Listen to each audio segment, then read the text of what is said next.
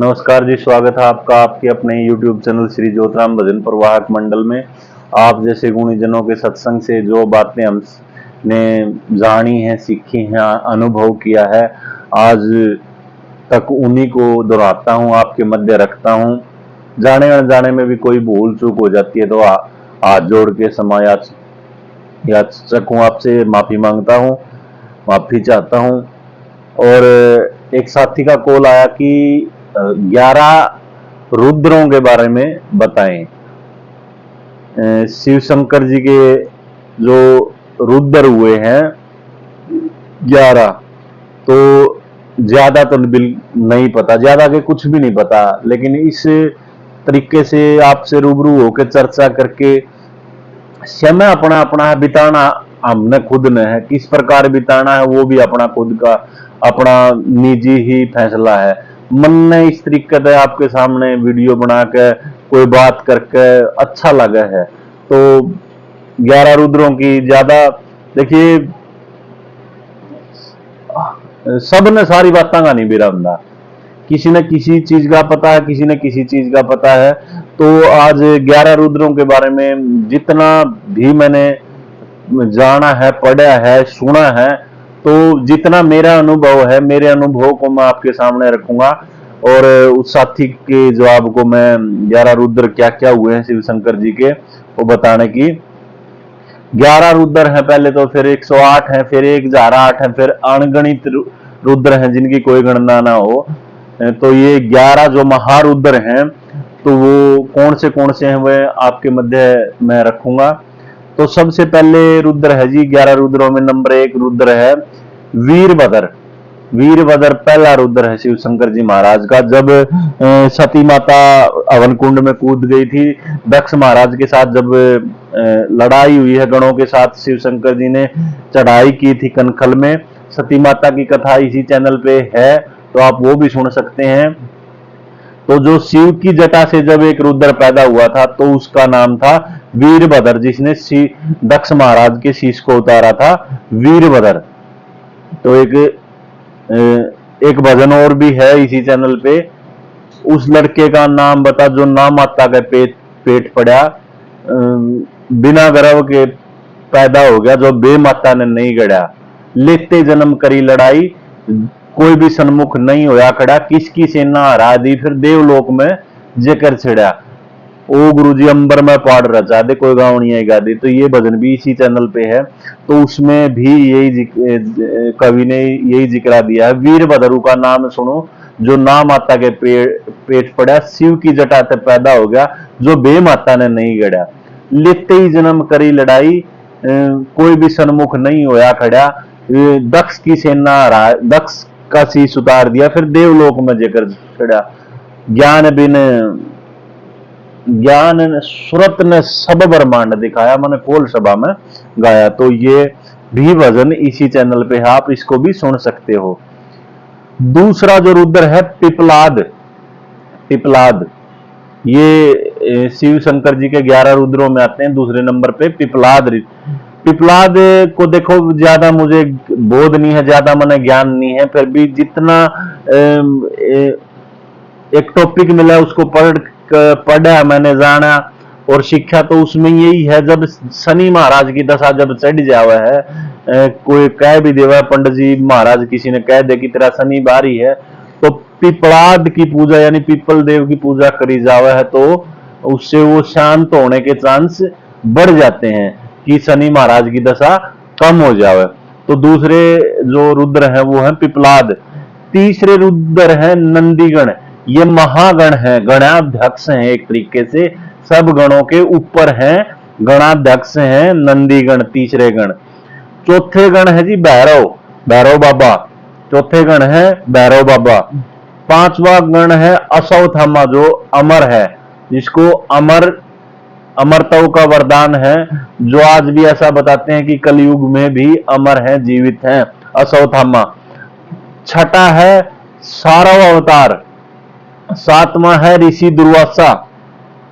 सातवां है ऋषि दुर्वासा।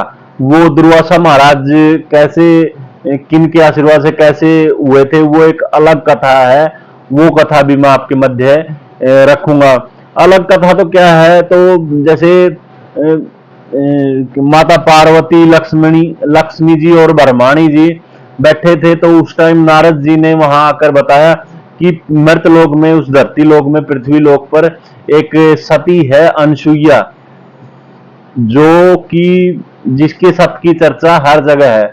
तो उन तीनों को ईर्ष्या होती है, उनसे जलन होती है सती अनसुईया जी से, सती माता जो अनसुईया थी उनसे जलन होती है कि ऐसे कैसे वो सती हैं जो सबसे बड़ी सती हैं, कोई परीक्षा हो तो माननी भी जाओ कि बस सबसे बड़ी वो सती है। तो वो अपने अपने पति से, यानी माता पार्वती, माता लक्ष्मी और माता ब्रह्माणी, ब्रह्मा विष्णु महेश जी से बोलती हैं कि आप जाओ और उनकी परीक्षा लेके आओ और उनका सत जो है भंग करके आओ।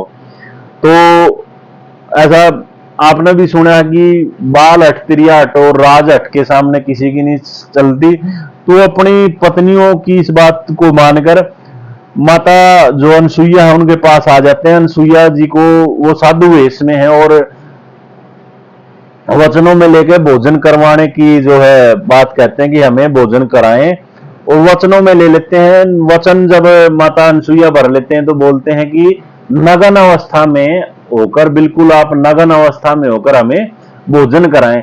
अब 3 साधु हैं, वो पूर्णतः मतलब कि पुरुषार्थ पूरे पुरुष रूप में हैं।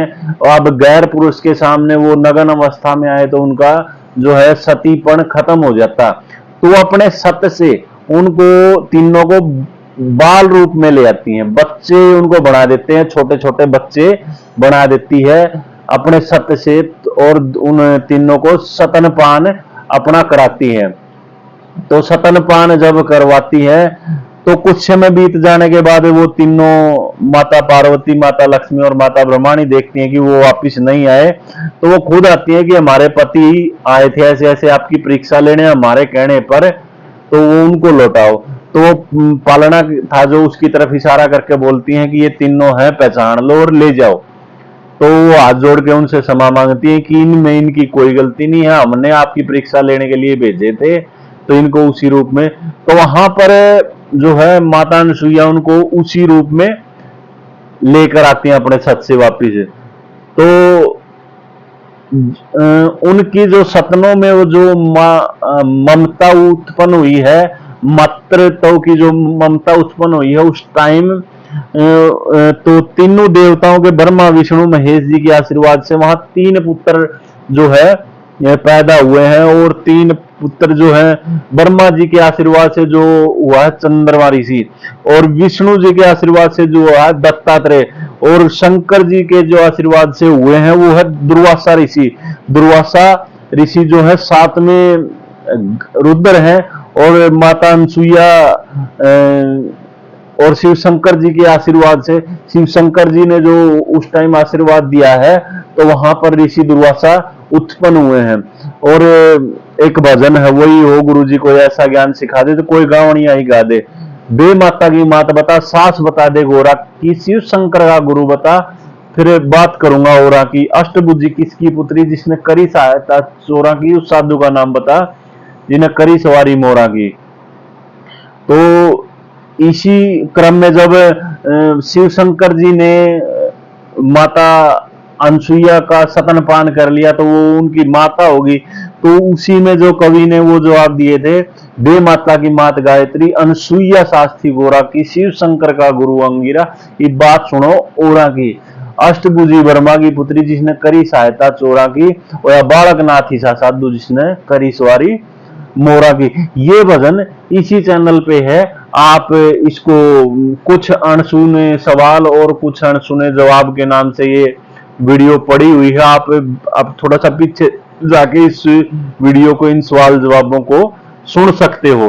तो इस कथा से क्या है कि इस कथा से वहां पर 3, और अपने ज्योतिराम जगत में भी, जैसे मैंने एक बार काफी गुणीजनों से, काफी भक्तों से, काफी कलाकारों से मैंने ये जानने की कोशिश करी कि निरंजन नाथ जी कौन थे, निरंजन नाथ जी कैसे अवतरित हुए थे। हम ज्यादा निरंजन नाथ जी के बारे में पूजा करते हैं, हम ज्योतिराम जी की पूजा करते हैं, उनके गुरु बभूता सिंह जी को मानते हैं, और बभूता सिद्ध जी के गुरु हम निरंजन नाथ जी को, और निरंजन नाथ जी के आशीर्वाद से माता बिडम्बे की कोख से बभूता जी ने जन्म लिया है सोलंकी ढाणी में।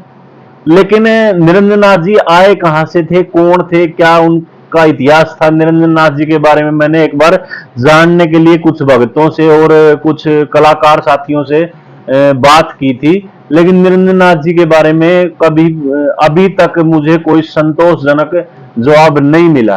तो एक भगत ने, मैं उनका नाम तो नहीं बताऊंगा, बहुत ही मतलब ये लगा लो कि गुणीजन है, लेकिन जिसका वो अब इस वीडियो में ही मैंने स्टार्टिंग में बताया था कि सब ने सारी बातें का नहीं बेरा होता, किसी ने कुछ पता है, किसी ने कुछ पता है। तो उनको जितना बोध था, उन्होंने जो ये अनसुईया माता की जो कथा है, उस कथा में एक ही पुत्र दर्शाया कि वहां एक पुत्र पैदा हुआ, वो थे निरंजन नाथ जी। लेकिन ऐसा नहीं है, वहां ब्रह्मा जी के आशीर्वाद से चंद्रमा ऋषि, और विष्णु जी के आशीर्वाद से ऋषि दत्तात्रेय, और शंकर जी के आशीर्वाद से ऋषि दुर्वासा पैदा हुए थे। यानी कि वो गर्भ से नहीं, एकदम से ही वो उत्पन्न हो गए थे, एकदम से उत्पन्न हो गए थे वो आशीर्वाद से। तो वहां निरंजन नाथ जी, उस कथा, वो निरंजन नाथ जी का वहां जन्म नहीं है, वो उत्पत्ति निरंजन नाथ जी की नहीं है।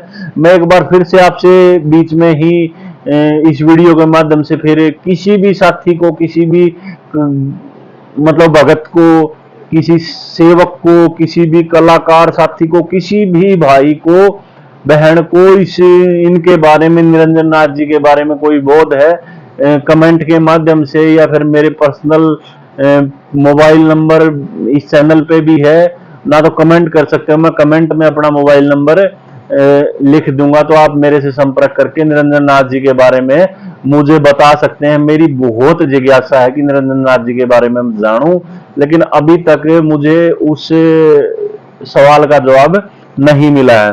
तो 7 में जो रुद्र थे ऋषि दुर्वासा, 8वें रुद्र हैं हनुमान, बजरंग बली हनुमान जी, पवन पुत्र हनुमान, अंजलि माता जी और पवन जी के पुत्र हनुमान जी के बारे में सब जानते हैं। और 9वें है वृषभ, 10वें है अवधूत, 11वें है सुनट मर्तक, सुनट मर्तक। तो 11 रुद्र हैं जी। कुछ गलती हो गई हो, कोई रुद्र का नाम आगे पीछे हो गया हो, ज्यादा बोध नहीं है, ज्ञान तो बिल्कुल नहीं है, लेकिन सा बहुत गणा है। देखिए, मार्गदर्शन तो कोई भी किसी का भी कर सके है, जिसने जो चीज पता है, सब ने सारी बातें का नहीं बेरा होता, किसी ने कुछ बेरा है, किसी ने कुछ बेरा है। तो आप भी कुछ बता सकते हैं, चेता सकते हैं। तो मैं तो खुद पूछ रहा हूं कि निरंजन नाथ जी के बारे में आप बताएं। निरंजन नाथ जी के बारे में जानने की, उनको ये मान लो कि उनका इतिहास जानने की बहुत इच्छा है, लेकिन निरंजन नाथ जी के बारे में इतना ही है पता कि गिरासर में उनका धूणा है, और वो सोलंकी ढाणी में जाके उन्होंने अलख जगाई थी गोविंद सिंह जी के घर। तो माता बिडम्बे गाय को दूध रही थी, दूध निकाल रही थी, उनकी गाय बिदक जाती हैं, वो दूध खिंडा देती हैं, वो साधु का अपमान कर देती हैं। तो निरंजन नाथ जी चले जाते हैं, लेकिन फिर उसके बाद जी गोविंद सिंह जी उनको मना के लाते हैं, वहां नाडी खुदवाई जाती है, हवन कुंड बनाया जाता है, और वो पूजा करते हैं। उनकी पूजा से खुश होकर वो उनको एक पुत्र का आशीर्वाद देते हैं, और शर्त ये रखते हैं कि आप इसको जो है मेरे दूल्हे पे चढ़ाओगे, मेरे चेले के रूप में मेरे को ही दोगे। बभूता सिद्ध जी उनकी बभूत से जो है उत्पन्न होते हैं, पैदा होते हैं, और इसीलिए उनका नाम बभूता सिद्ध जी रखा जाता है। इतनी बातों का पता है, ये हिस्ट्री हमें पता है, लेकिन उससे जो पीछे का है, निरंजन नाथ जी आए कहां से थे, क्या उनकी पीछे का इतिहास है, क्या उत्पत्ति है, तो वो नहीं। किसी भी साथी को पता है तो कृपया हमें चेताएं, बताएं, बहुत इंतजार रहेगा आपके जवाब का। तो इन्हीं शब्दों के साथ आज के लिए इतना ही। कोई गलती हो गई हो तो माफी चाहूंगा। आज के लिए इतना ही। बहुत बहुत धन्यवाद।